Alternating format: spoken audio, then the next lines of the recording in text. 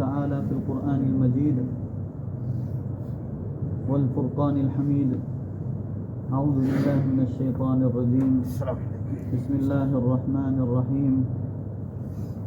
يا أيها الإنسان ما غرك بربك الكريم الذي خلقك فسواك فعدلك. وفي مقام آخر أفحسبتم أنما خلقناكم عبثا وأنكم إلينا لا ترجعون. صدق الله العظيم. وقال رسول الله صلى الله عليه وسلم من دعا إلى هدى كان له من الأجر مثل أجور من تبعه لا ينقص ذلك من أجورهم شيئا ومن دعا إلى ضلالة كان له من الإثم مثل آثام من تبعه لا ينقص ذلك من آثامهم شيئا أو كما قال عليه الصلاة والسلام.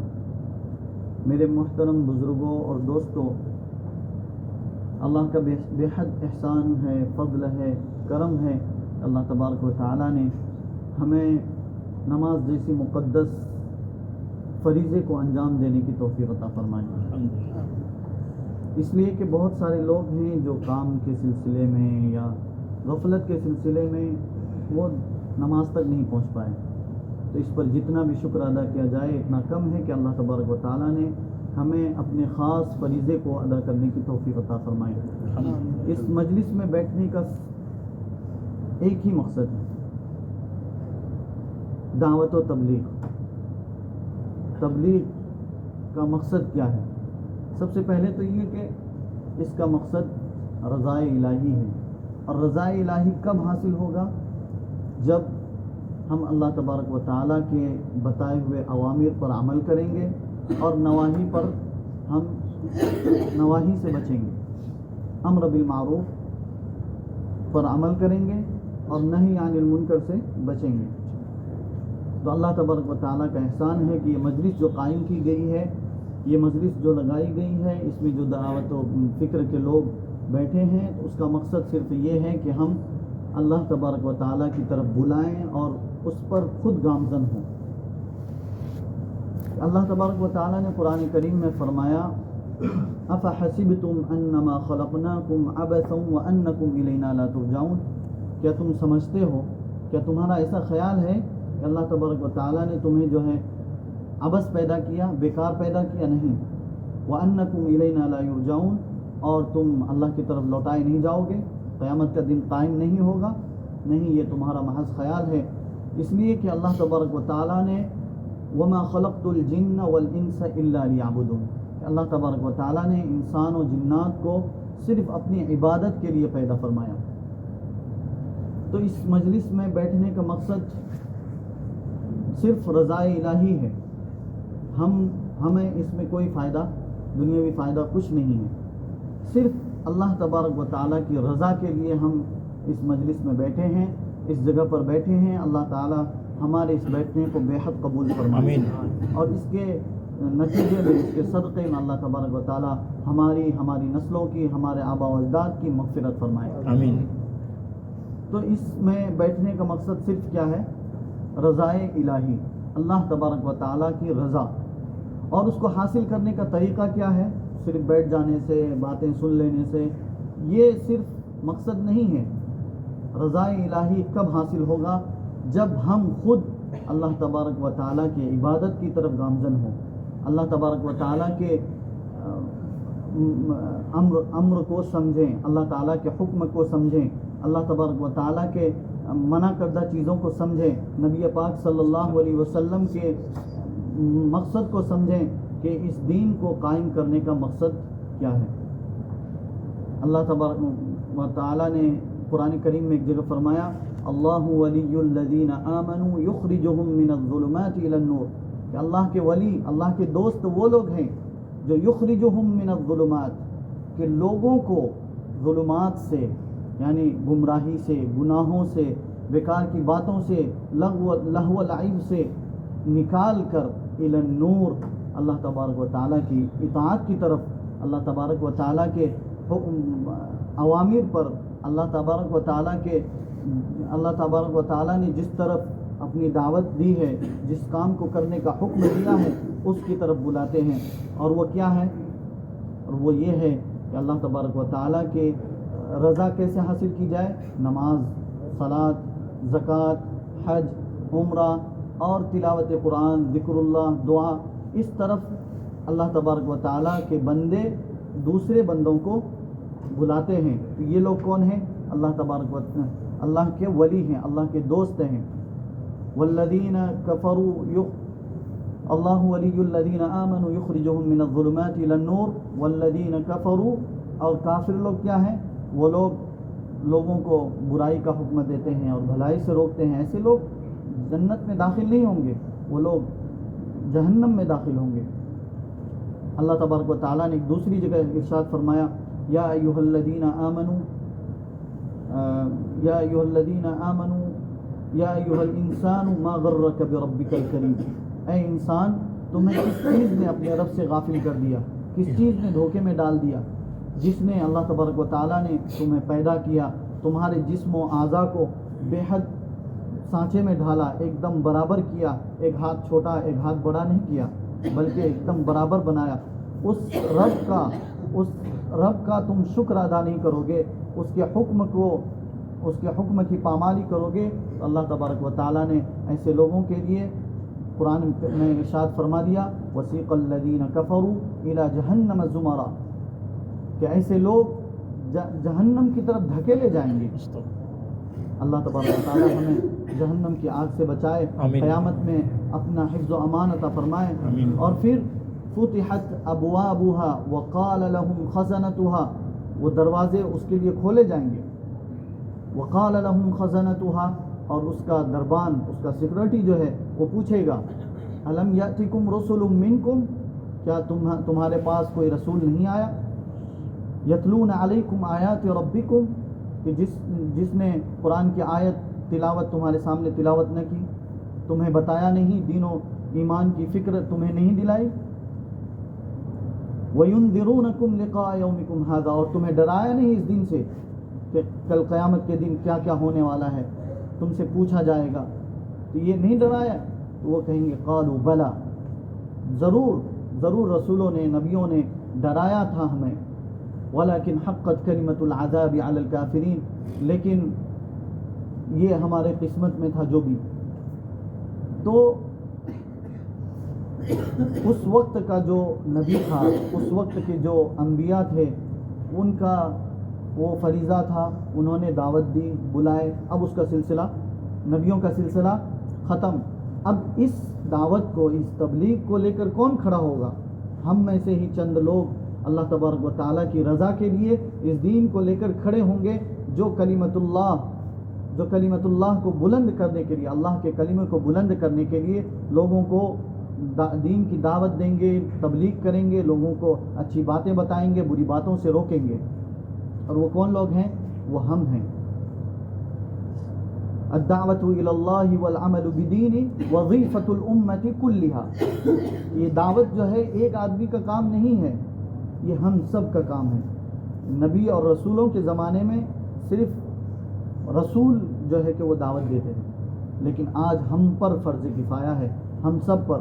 صرف ہم نماز پڑھ لیے، روزے رکھ لیے، ذکر و الہی کر لیے، یہ ہمارا یہ نہیں ہے، سب کا کام ہے، یہ کسی ایک کا کام نہیں ہے.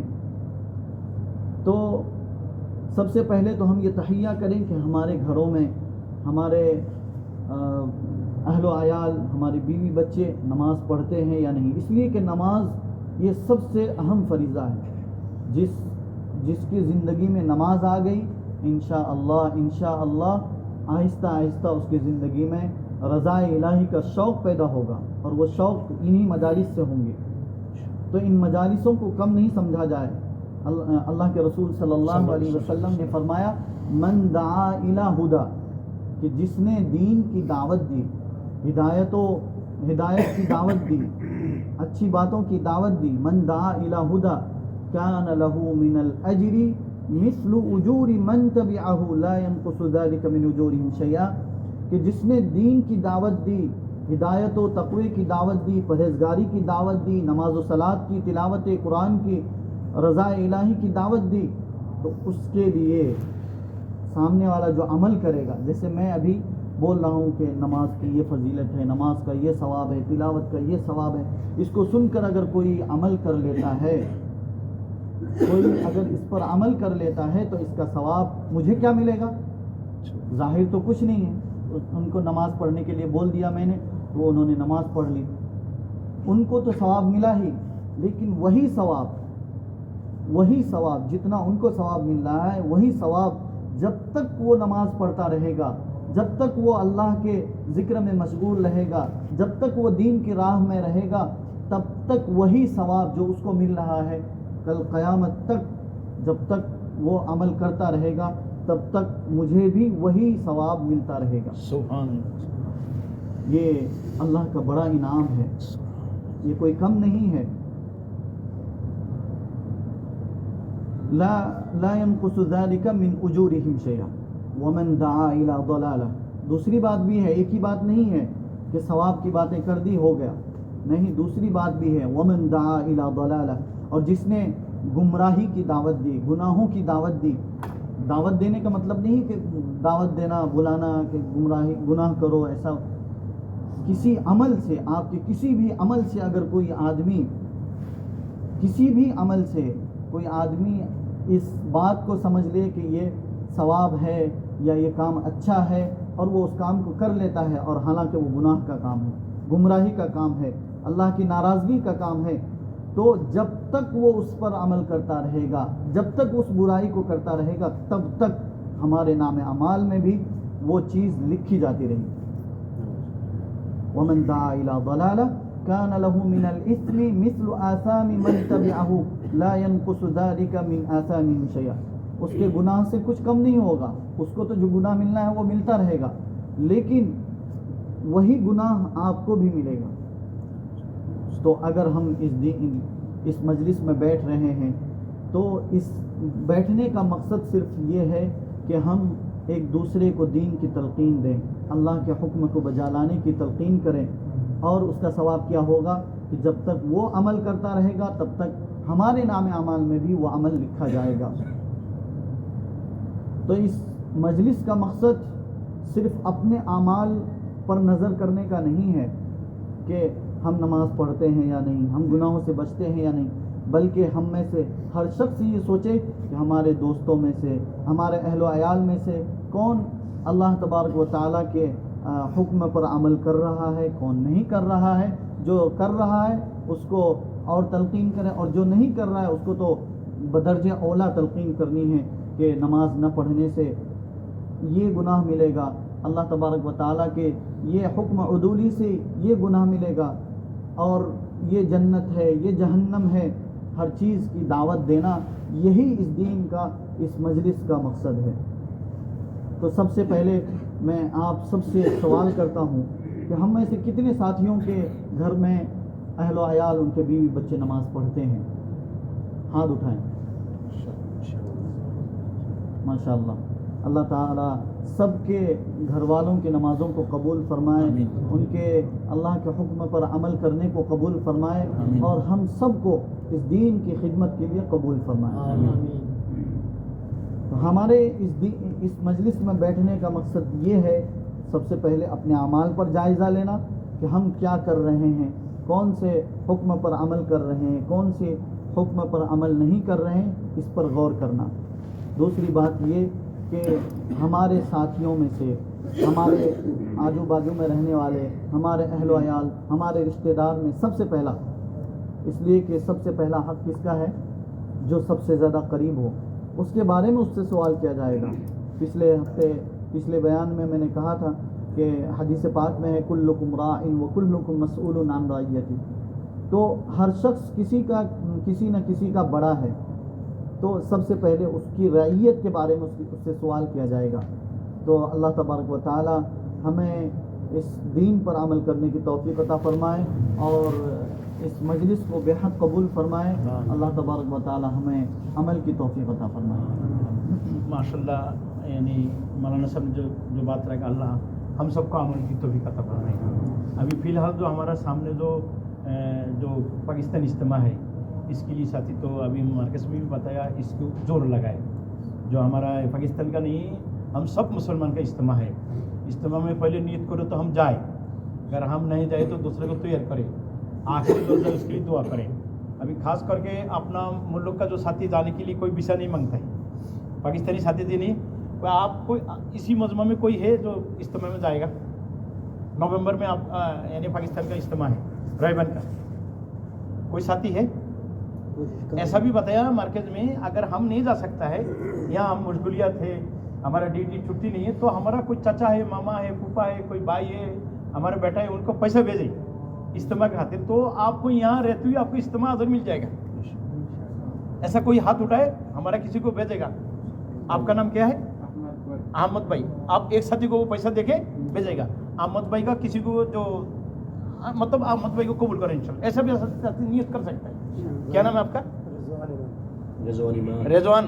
اللہ بھائی رضوان بھائی کا فکر کا اللہ قبول کریں انشاءاللہ. اور بھی ساتھی ہم نہیں جا رہے لیکن ہمارا کسی کو بھیجے گا, سوچے ہم اجتماع میں ہے, سمجھ رہے ہیں نا, ہم اسی فکر میں ایسا ہم ساتھی کو بھیجیں.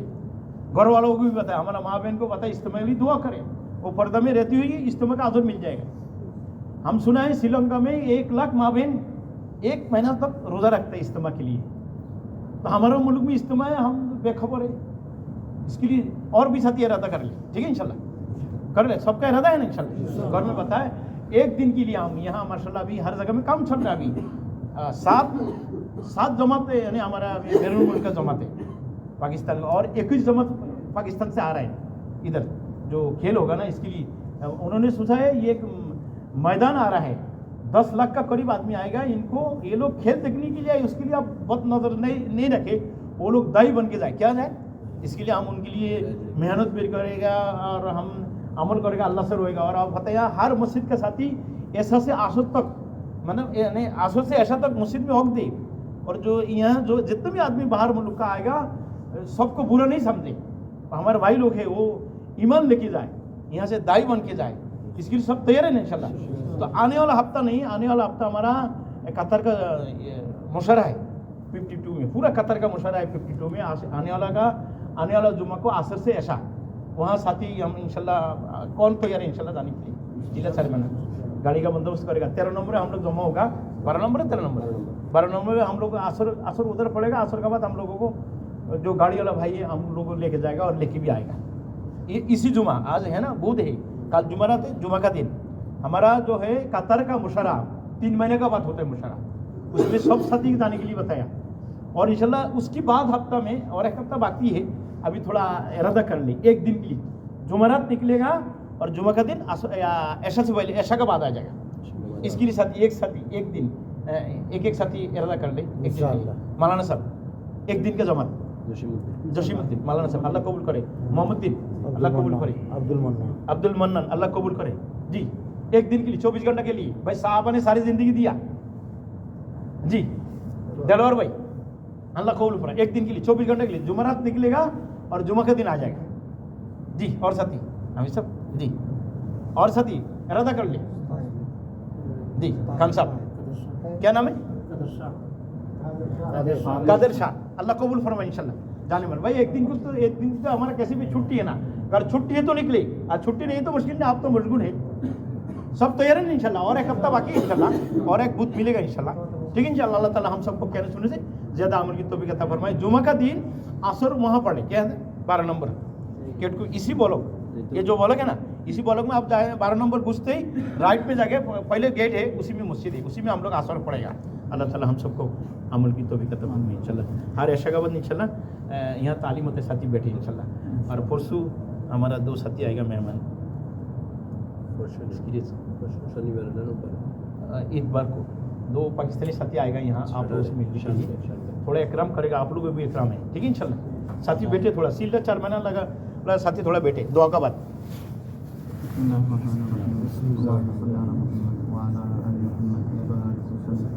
اللهم ربنا آتنا في الدنيا حسنة وفي الآخرة حسنة وقنا عذاب النار. آمين. اللهم اغفر لنا ولوالدينا ولجميع المؤمنين والمؤمنات والمسلمين والمسلمات آمين. الأحياء منهم والأموات. آمين. اے اللہ بے شک ہم گنہگار ہیں، بے شک، خطاکار ہیں، بے شک، ریاکار بے ہیں، شک۔ بدکار ہیں۔ ہمارے گناہوں کو معاف فرما، آمین۔ ہماری خطاؤں کو درگزر فرما۔ آمین۔ اے اللہ تیری رضا والے اعمال کی توفیق عطا فرما۔ آمین اللہ۔ اے اللہ نماز کا پابند بنا۔ آمین اے اللہ۔ اللہ ہمیں ایک دوسرے کو دین کی تلقین کرنے کی توفیق عطا آمین فرما، اللہ۔ دین کی دعوت دینے کی توفیق عطا فرما۔ اللہم آمین۔ ہمیں اے اللہ تیری رضا والے اعمال کی توفیق عطا فرما۔ آمین اللہم آمین۔ اے اللہ ہمارے اس بیٹھنے کو قبول فرما، آمین۔ ہماری نماز کو قبول فرما، اللہم ہماری آمین۔ دعاؤں کو قبول فرما۔ اللہم آمین۔ اے اللہ ہمیں تیرے رضا والے اعمال کی توفیق عطا فرما۔ آمین اللہم ہمیں آمین۔ اخلاص و للہیت کی توفیق عطا فرما۔ اللہم آمین۔ اے اللہ ہمیں اخلاص و للہیت عطا فرما۔ آمین اے اللہ اللہ۔ تیری رضا کے خاطر تمام اعمال کرنے کی توفیق عطا آمین فرما۔ اللہم آمین۔ اے اللہ جو مانگا وہ بھی عطا فرما، اللہم جو آمین۔ مانگنے سے رہ گیا وہ بھی عطا فرما۔ اللہم آمین۔ ہماری دعاؤں کو حضور پاک صلی اللہ صلی اللہ علیہ علیہ وسلم کے صدقے کو خیر قبول فرما۔ آمین۔ وصلی اللہ علی النبی الکریم وعلی آلہ وصحبہ اجمعین برحمتک یا ارحم الراحمین۔ جزاک اللہ خیر۔ چلر سر میں نے سر کے تھوڑا بیٹھے آپ سے تھوڑا مشورہ کیے ٹھیک ہے بیٹا تھوڑا ٹائم کی چلر چل میں نے لگایا تھوڑا بیٹھے